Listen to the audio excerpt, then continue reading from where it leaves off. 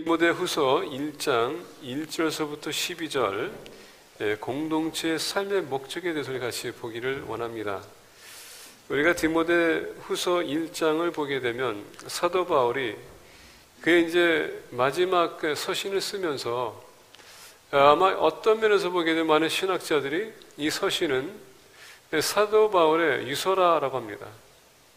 이제 마지막이기 때문에 본인이 이제 감옥에서 추운 겨울에 언제 그의 인생이 끝날지 모르지만 감옥 안에서 그가 계속 복음 사역을 하고 그를 찾아오는 사람들에게는 상담해주며 권면해주며 이제 그의 마지막을 기다리면서 이제 추운 나머지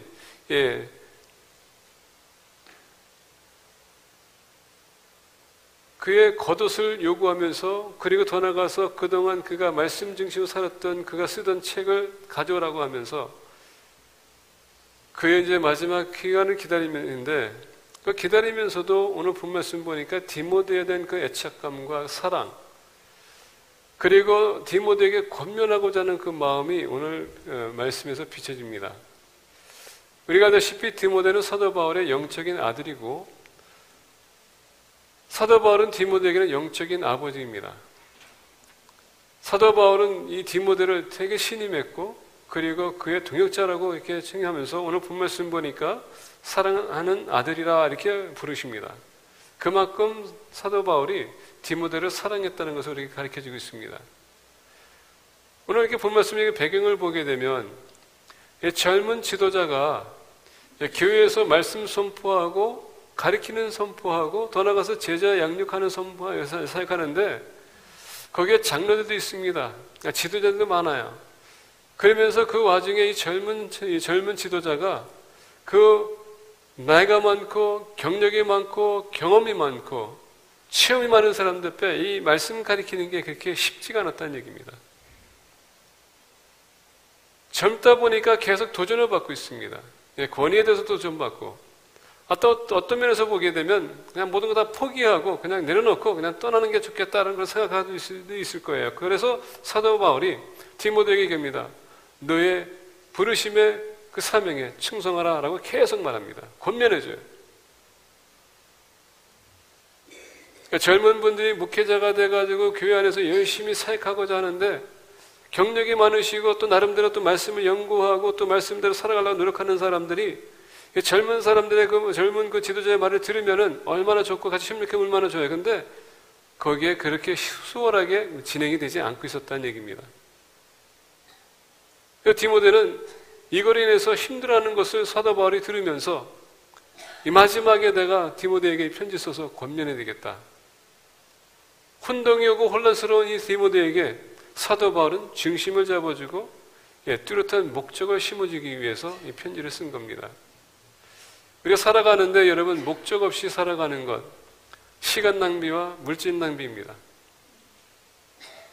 우리가 어디 향하여 가는데 여러분 방향 없이 우리가 목적이 없이 간다면 얼마나 어리석은 사람이 되겠습니까? 제가 어떤 분 이렇게 얘기 들어보다 보니까 알란타를 가는데 갑자기 가스스테이션 들어갔다가 나와가지고 가는데 보니까 필리핀에 다시 돌아왔대요. 방향을 잘 모르면요 유턴할 수밖에 없는 겁니다. 뚜렷한 목적과 뚜렷한 여러분 표시가 필요하다는 겁니다. 그래서 그쪽으로 갈 수 있도록. 그거 얘기 들으면서 참 웃었어요. 아, 그래서 인생은 목적이 필요하구나. 디모데가 힘든 나머지 지금 혼동이 오고 있습니다. 어떻게 하면 좋을까? 그래서 사도 바울이 이제 편지 쓰면서 우리 공동체의 삶에 있어서 목적이 참 중요하다. 우리가 왜 모이는지. 매주마다 이렇게 모여서 우리가 교회 나와서 이렇게 모이지 않습니까? 근데 여러분 이렇게 나와가지고 모여서 우리가 예배를 드리는데 그 예배의 목적과 말씀 듣는 목적이 모른다면 얼마나 시간 낭비예요. 그렇죠? 나 같으면은 저는 좀 보니까는 시계가 오늘 보니까 7시 30분인가 이렇게 됐어요. 그날은 깜짝 놀랐습니다. 더 일찍 일어나가지고 준비해야 되는데 이거 너무 늦게 일어났다. 바깥에 나가보니까는 나는 또 몰라. 모르는 게 뭐냐면 오늘 1시간 원래 뺏기는 거지. 그래서 나는 8시, 7시 반인지 알고서는 빨리빨리 불이 준비하고 있는데, 너무 늦었다는, 8시, 내가 생각해, 8시, 이제 7시 반에 일어났으니까 8시 반이 아닙니까? 8시 반인지 알고, 나 큰일 났다. 이제 예배만이 놓쳤다. 빨리빨리 준비했는데 보니까, 시계가 자동적으로 1시간 바꿔주더라고요. 그거 모르고 잔 거야. 그래서 괜히 내가 속으로, 괜히 내가, 근데 여러분, 항상 준비하는 자세가 좋은 것 같아요. 시간 개념이 없다 보니까, 요새는 그 스마트폰이라는 게 참 좋은 게 뭐냐면, 시간이 딱 되면 자동적으로 바꿔줘요. 그걸 모르고 나는 또 이렇게 머리가 좀 둔하다 보니까, 나도 이제 이거 넘어가다 보니까, 5학년이 되다 보니까, 이런 이슈가 또 이런 미스텝이 있더라고요. 그래서 속으로, 이제 나도 이제 늙었구나. 이런 생각이 들었습니다. 죄송합니다. 저보다 연세 많으시는 분들. 목적이 참 중요한 것 같아요. 비전이 참 중요한 것 같아요. 우리가 모르면요, 그게 힘들고 어려운 겁니다. 자, 근데 오늘 말씀 보니까 사도 바울이 디모데에게 우리가 모여서 같이 예배 드리면서 이거에 대한 게 목적이 뭔지 우리가 가르쳐 주기 원합니다.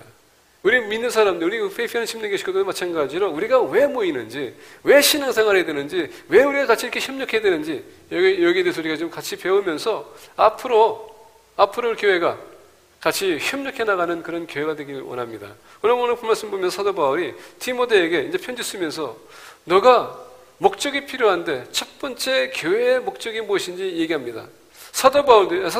디모데도 너무 힘든 나머지 아마 여기에 대해서 본인도 왜 본인이 지도자가 됐고 왜 교회가 모이게 힘써야 되는지 본인도 아마 잠시 동안 착각했던 것 같아요. 그래서 오늘 말씀 보니까 사도 바울이 첫 번째 교회가 공동체가 목적이 모임이 왜 중요한지 얘기해 줍니다. 첫 번째, 하나님의 뜻으로 말미암아 그리스도 예수 안에 있는 생명의 약속대로 그리스도 예수의 사도된 바울은 사랑하는 아들 디모데에게 편지하노니 하나님 아버지와 그리스도 예수 우리 주께로부터 은혜와 긍휼과 평강이 내게 있을지어다.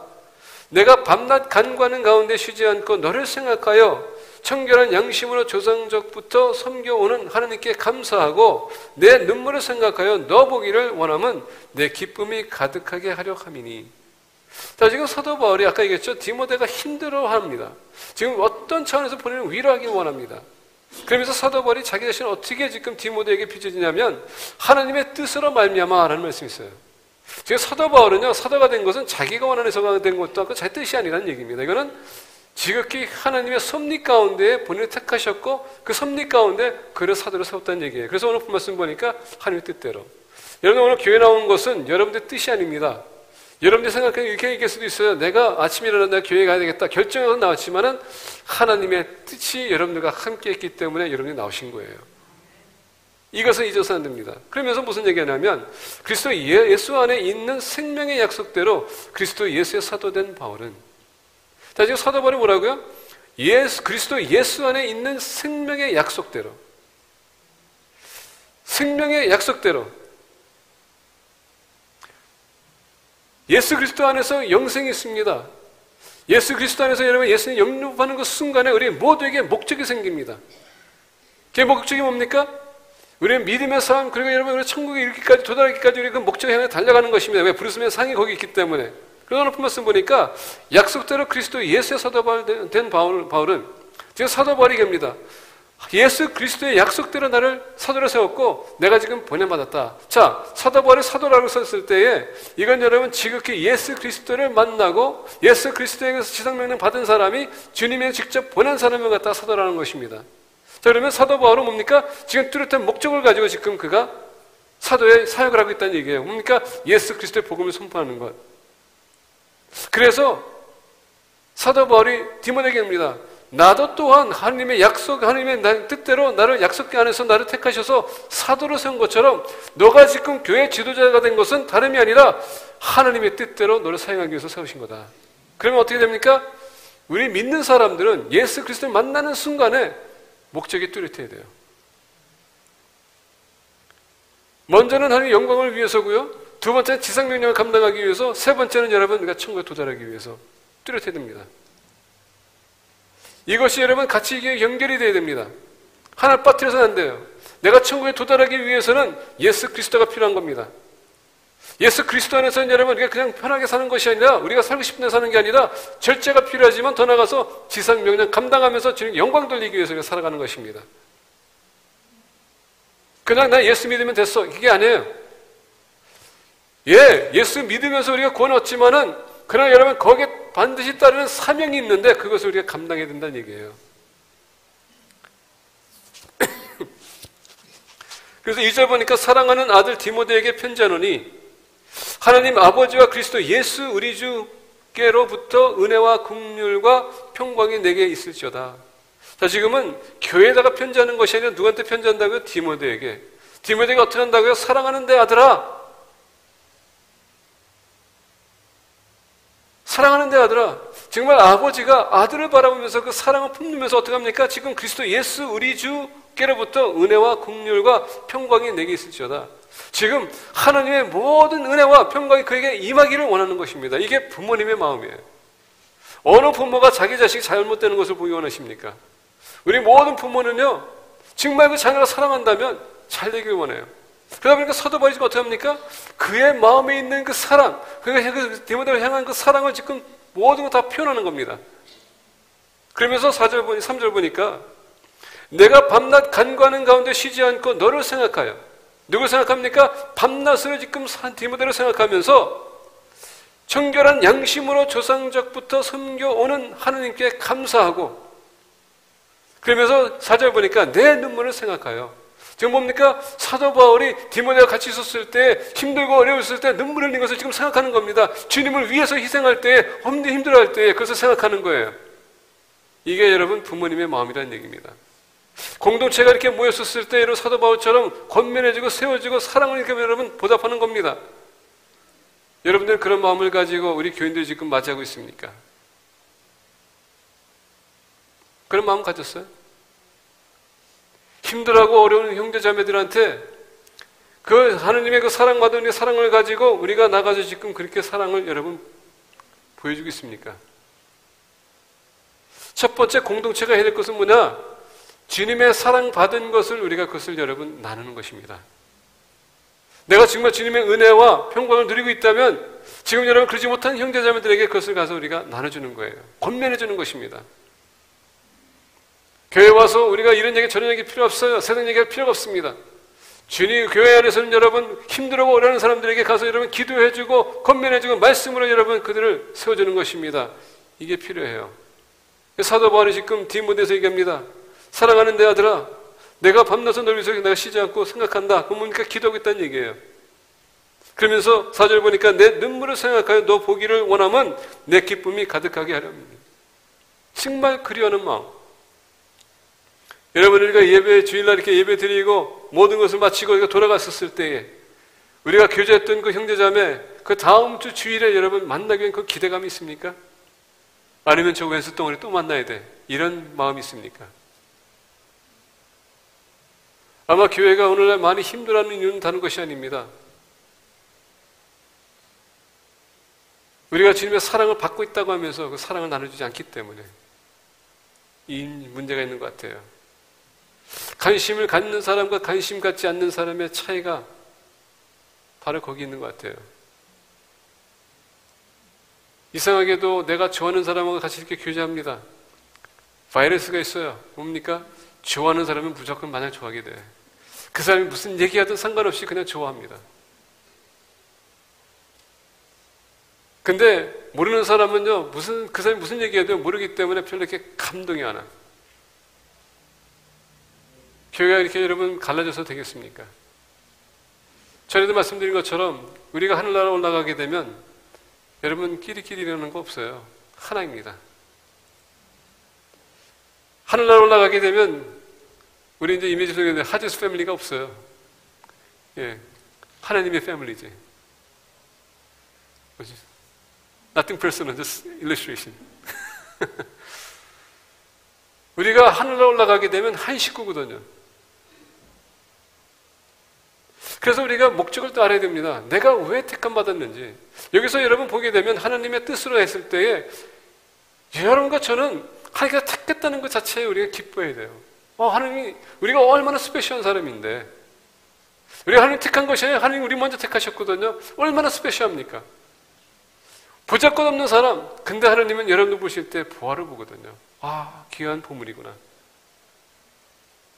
사도 바울도 지금 디모데를 봤었을 때 어린 나이에, 그 어린 나이에 본인 젊은 청년이 지금 주님을 만나고자 하는 거, 주님을 섬기고자 하는 그 마음을 봤었을 때 그 사랑스러운 마음을 가지고 디모데를 양육했거든요. 마찬가지로 사도 바울이 디모데를 택할 수도 있고 다른 사람 택할 수 있어요. 근데 디모데가 택감 받아서 사랑받고 있다는 것, 그게 얼마나 중요합니까? 우리 공동체가 존재하는 목적은 주님의 사랑을 같이 나누기 위해서, 은혜를 같이 나누기 위해서 우리가 존재하는 것입니다. 힘들고 어려운 사람들 보십니까? 여러분 기도해 주세요. 그리고 권면해 주시고 말씀으로 여러분 그들을 위로해 주세요. 그게 바로 사랑입니다.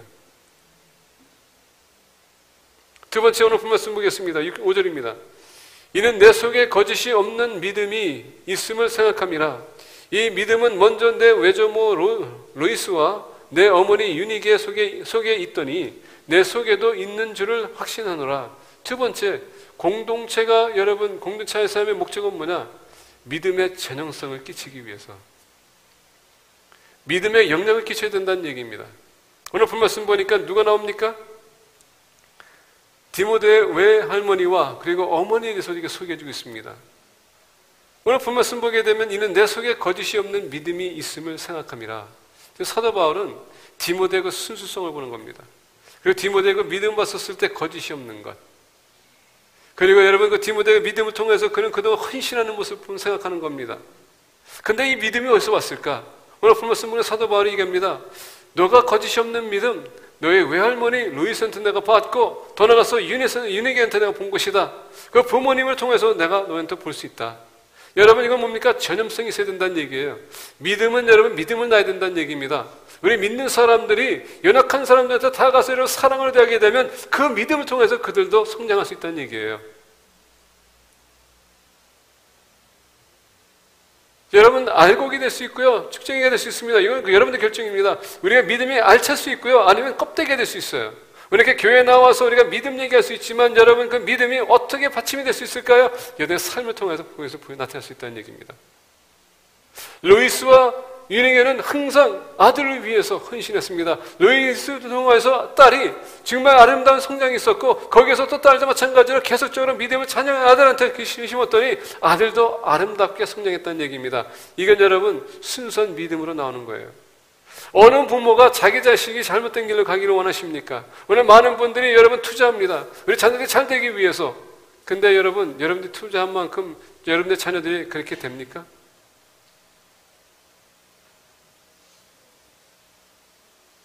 어떤 상담자가 이렇게 봅니다. 상담하고 있습니다. 부모와 자녀의 문제가 갈등이 오고 있습니다. 그래서 어머님한테 먼저 상담을 합니다. 어머님한테 물어봅니다. 문제가 무엇이냐고. 애가 말을 안 듣네요. 사춘기 들어가더니 더 심합니다. 사고 치고 있어요. 돈을 빼돌리고 있습니다. 그리고 집에 있는 물건들을 팔고 있습니다. 마약까지 합니다. 그러면서 하는 얘기다. 죽을 지경이라고. 이제 부모님의 얘기를 들었어요. 심리학자들은 절대 한 사람 말만 듣고서는 결정하지 않습니다. 나중에 딸을 부릅니다. 딸을 불렀어요. 도대체 엄마하고 무슨 문제가 있기에 이렇게까지 얘기하냐 했더니 얘기합니다. 우리 엄마는요, 히포크릿입니다. 히포크릿, 이중 성격이라고. 집에서는 누군지도 모르겠고, 사회에 나가면은 모든 사람들의 그 모든 사랑을 받고 있고, 교회 가면은 거룩거룩한 사람. 근데 집에 오면은 누군지는 모르겠습니다. 나는 그게 싫어요. 싫다 보니까 아무리 얘기해도 그 사람은 내가 신뢰할 수 없습니다.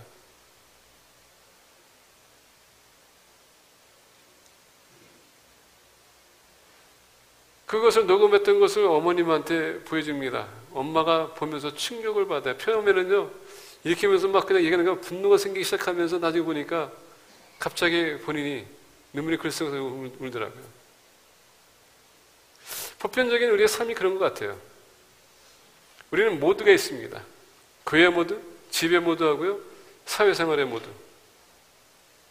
우리 친구들한테는 내가 이렇게 비치기 원하고, 교회 가서는 이런 모습 비치기 원하고, 집에서는 이런 모습 비치기 원해요. 근데 그것을 이렇게 뜯어가지고 봤었을 때 하나도 이런 공통점이 없어. 그게 우리의 모습이에요. 그러다 보니까 우리 자녀들이 우리 말을 들어도 대부분 여러분 비웃어요. 원래 우리 자녀들 위해서 우리가 얼마나 많은 기도합니까? 우리가 많은 투자합니까? 근데 여러분, 믿는 공동체는 가장 중요한 게 뭔지 아십니까? 믿음. 믿음을 전해줘야 돼요. 뭐 우리 가족에 대해서 항상 얘기하면 죄송하지만 저는 우리 딸이나 아들 볼 때 특히 우리 딸은요, 저를 되게 미워했다고 합니다. 아버지는 아빠가 목회자이기 때문에 아빠를 위해서 살았지 언제 나를 생각해봤냐 이런 얘기 하실 때가 그럴 때가 많아요. 아빠는 당연히 목회자니까 아빠는 목회해야 되니까 그래서 아빠는 결정하고 움직였지 우리한테 언제 한번 얘기해봤냐.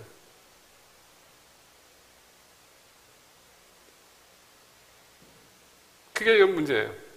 집에서는 아버지가 얘기하면은 야 그렇게 얘기하면 안 돼. 교인들 만나게 되면 교인들한테 뭐 저기 상처 주면 안 되고 또 시험 들게 하면 안 되니까 또 이렇게 해. 집에 가서 애들한테 얘기하면요 그냥 야단쳐요.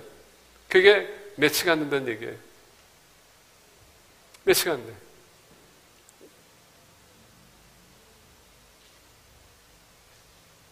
그럼에도 불구하고 계속 믿음에 대해서 얘기합니다. 이제는 여러분 이렇게 텍스트를 보게 되면요 본인이 필요할 때마다 기도하고 말씀 보고 있다고 합니다. 감사한 거예요. 중요한 건 뭐냐면 디모데도 마찬가지로 할머니와 그리고 어머니로 인해서 계속적으로 그 주입적으로 말씀을 가르쳤기 때문에 디모데가 그렇게 아름답게 성장한 거예요.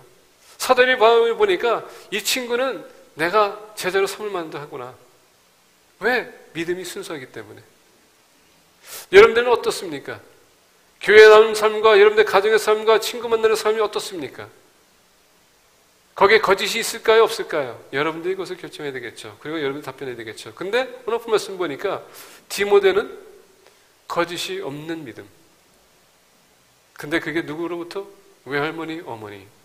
우리의 믿음의 공동체는요, 우리가 이렇게 말씀 듣고 우리가 이렇게 계속적으로 이렇게 믿음 생활해야 된다는 건 뭡니까? 여러분들이 거짓이 없이 순수한 믿음을 가지고 그것을 가지고 이런 전염성을 키워야 되기, 영향 끼쳐야 되기 때문에 그래서 우리 믿는 사람들이 서로가 점검해 주면서 우리가 살아나가야 돼요. 세상적인 방법은 교회 안에서 있어서는 안 돼요. 오늘 사도 바울이 얘기합니다. 믿음의 공동체의 목적은 서로가 믿음으로 세워지기 위해서 우리가 모여야 된다. 세 번째 보겠습니다. 6절부터 7절입니다. 그러므로 내가 나의 안수함으로 내 속에 있는 하나님의 은사를 다시 불릴 듯 하기 위하여 너로 생각하게 하노니 하나님이 우리에게 주신 것은 두려워하는 마음이 아니요 오직 능력과 사랑과 절제하는 마음이니. 여러분 사도 바울이 되기까지 사울로서 교회를 핍박했던 바리새인이 있었습니다.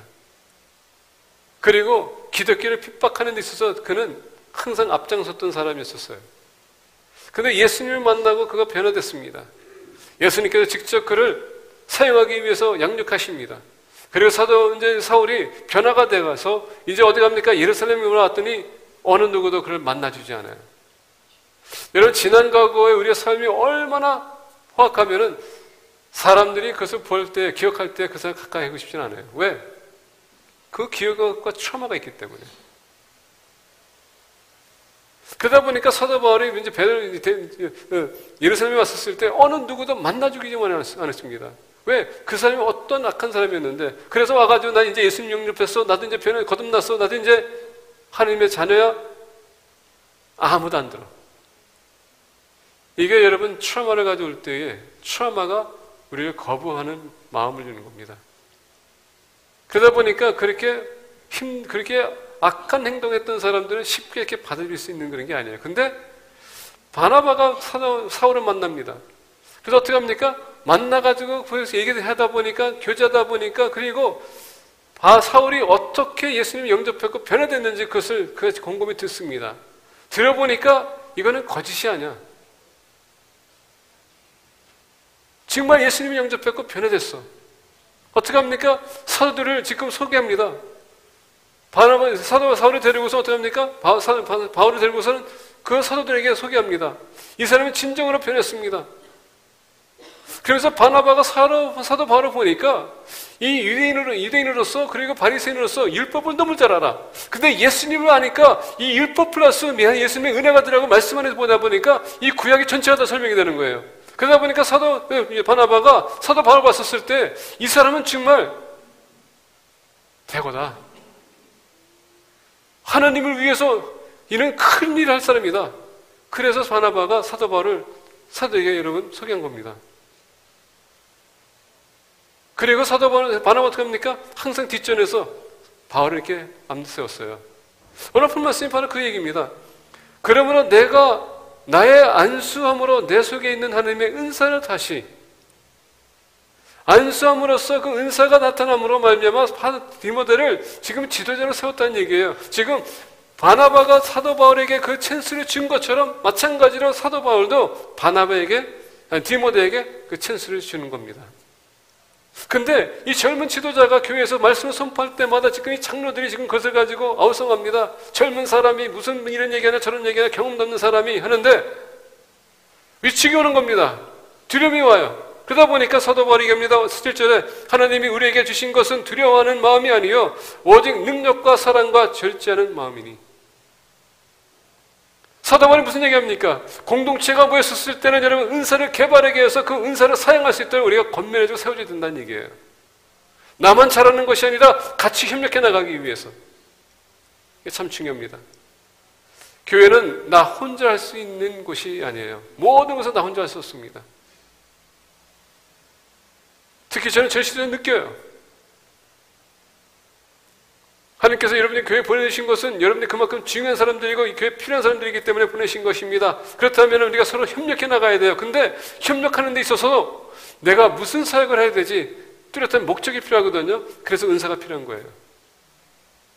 하나님의 일을 하기 위해서는 각자 하나님께 주신 그 은사를 가지고 우리 움직여야 되는데 은사를 모른다면은 그래서 여러분 오늘날 교회 오게 되면 자리를 그냥 앉아있고 그냥 돌아가는 겁니다. 왜? 은사를 모르니까. 목적을 모르니까. 어떤 분들을 보게 되면 앉아서 그러니까 상담하는 그런 은사가 있어요. 어떤 분들은 이렇게 앉아서 이렇게 기도하는 은사가 있어요. 어떤 사람은 중보하면서 그런 은사가 있고요. 어떤 사람들은 지시하는 그러니까 지도력 있는 그런 은사가 있고 어떤 분은 가리키는 은사가 있어요. 어떤 분은 섬기는 은사가 있어요. 어떤 분은 베푸는 은사가 있어요. 근데 여러분 우리가 고린도전서를 보거나 우리가 에베소를 보거나 로마서를 보게 되면 특히 여러분 방언의 은사에 대해서 얘기하고 통역 은사 얘기하는데 그 방언과 통역 은사는 고린도 교회에서만 그 얘기예요. 로마서에서 에베소에서 그 얘기 안 합니다. 왜냐하면 다른 은사들을 보게 되면 다른 은사들은요 같이 협력해 나가는 은사인데 대부분 통역의 방언의 은사는 자기 영성을 위한 은사거든요. 근데 우리는 그것을 가지고 이슈를 가지고 삼을 때가 많아. 그래서 사람들이 그랬습니까? 방언은 좋대. 만약에 두 사람이 알아듣지 못하면 그 사람 알아듣을 수 있는 말하는 게 더 좋다고 합니다. 은사를 우리가 다 있지만 공동체를 위한 그 은사를 우리가 개발할 필요가 있다는 얘기예요. 그래서 교회를 세우기 위해서. 오늘 사도 바울이 얘기합니다. 그러므로 내가 나의 안수함으로 내 속에 있는 하나님의 은사를 다시 불릴 듯 하게 하기 위하여 너로 생각하게 하노니.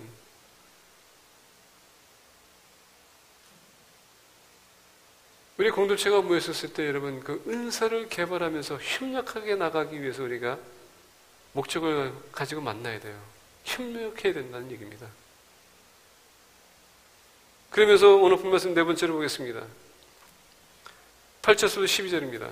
그러므로 너는 내가 우리 주를 증언함과 또는 주를 위하여 갇힌 자 된 나를 부끄러워하지 말고 오직 하나님의 능력을 따라 복음과 함께 권한을 받으라.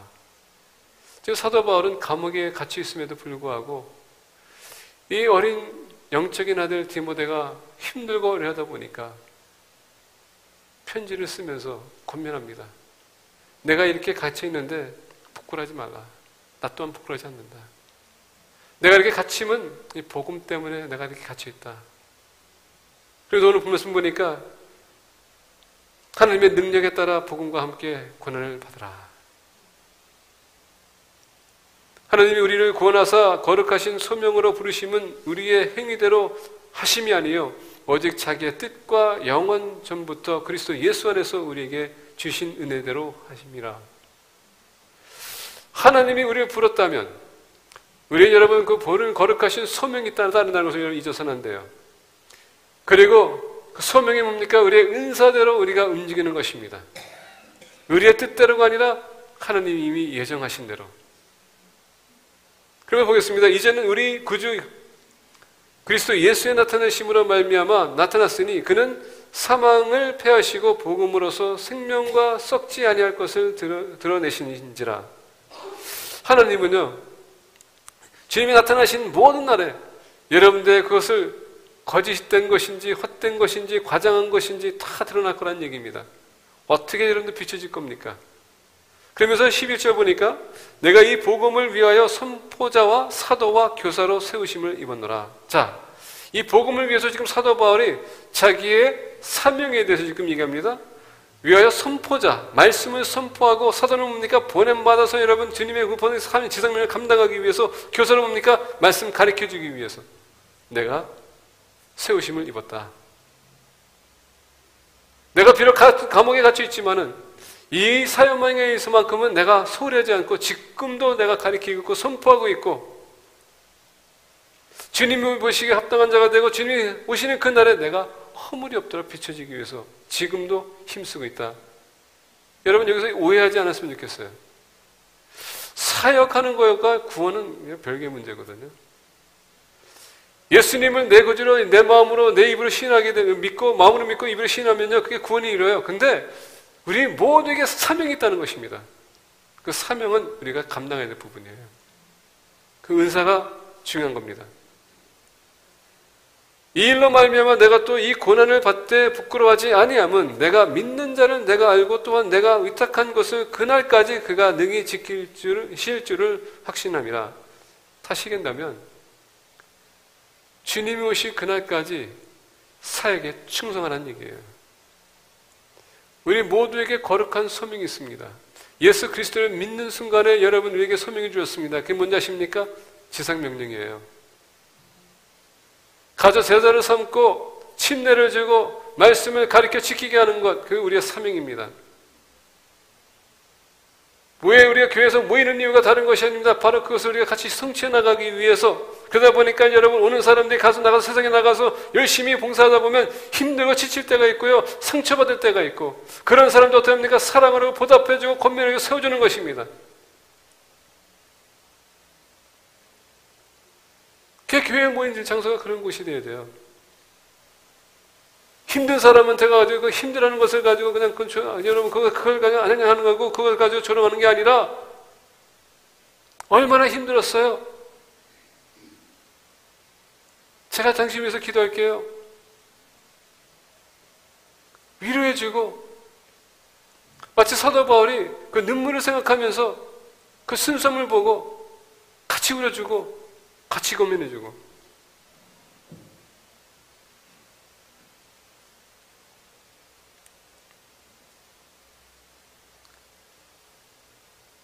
그래서 우리가 믿음을 같이 이렇게 쉐어링할 때에, 믿음이 큰 자들, 믿음이 지금 성장한 사람들은 그 연약한 자에게 붙들어주고 세워줄 때 어떻게 합니까? 우리의 믿음이 그들에게 전염적인 영향 끼치는 거예요. 그래서 우리가 교회를 보게 되면 다 똑같은 믿음이 아니에요. 어느 정도 믿음에 성장하신 분들이 믿음이 연약한 사람들 우리가 담당해줘야 돼요. 우리가 감당해줘야 돼요. 우리가 그걸 책임져줘야 돼요. 어떤 면에서 보게 되면 그 사람들이 우리가 십자가가 되어야 된다는 얘기입니다. 나하고 이렇게 교제도 한다지만 믿음이 연약하다 보니까 그 사람 생각할 때마다 마음이 안타까워야 되고 아파야 되고 어떻게 하면 저 사람 도와줄 수 있을까 이런 생각이 해야 되지, 아, 저 사람 뭐 어차피 믿음이 연약하니까 저래 그냥 내버려둬, 이게 아닙니다.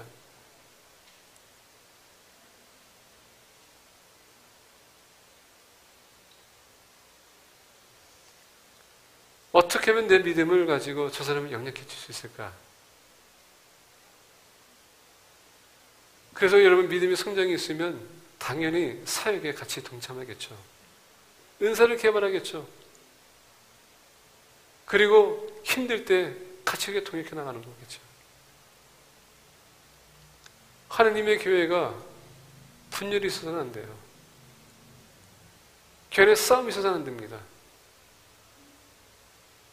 교회 안에서 여러분 왕따가 있어도 안 되고요.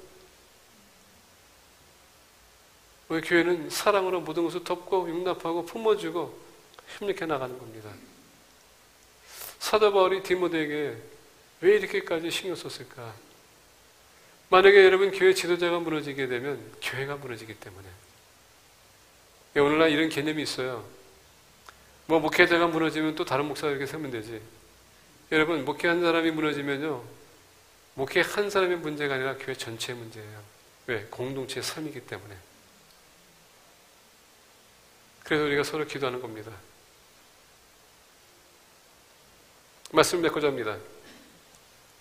사도 바울은 디모데의 힘들고 어려워하는 그 모습을 보고 그냥 침묵을 지킨 게 아니라 편지를 써서 위로합니다. 디모데야, 내가 너를 위해서 기도한다. 내가 너 사랑하는 거 알지? 내가 너가 얼마나 정직한 사람인지 너 알지? 다 알고 있어. 그래, 힘들어하지 마. 주님이 너를 통해서 역사할 거야. 또한 나는 너를 위해서 중보할게. 여러분, 이게 교회의 목적입니다. 서로 위해서 기도하고 협력하고 우리가 주님의 일을 같이 해나가는 것. 이제 저는 내일이면은 우리 집사람과 우크라이나를 선교를 갑니다. 여러 가지 다양한 사역을 제가 보고 올 겁니다. 그리고 어떻게 우리가 사역에 우리가 도와줄 수 있을지 볼 겁니다. 예, 목회자도요, 선교지 가게 되면 자칫 잘못하게 되면 그런 착각도 할 때가 있는 것 같아요. 내가 관광 왔다, 여행 왔다. 제가 우리 선교팀한테 항상 얘기하는 게 뭐냐면, 사역 탐방할 때마다 무슨 사역을 했는지 여러분들 주목하고 보시고 선교사가 무슨 얘기하는지 자세하게 들으라고 합니다.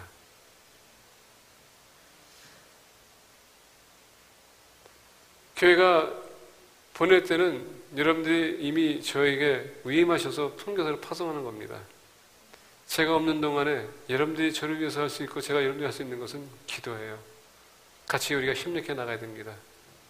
이번에 선교 탐방 여행이 사역에 있어서 어떤 사역을 우리가 할 수 있을지 더 자세하게 보고 우리가 내년에 후원에 어떻게 사역을 우리가 같이 동참할 수 있을지 우리가 볼 수 있도록 기도해 주시면 감사하겠습니다.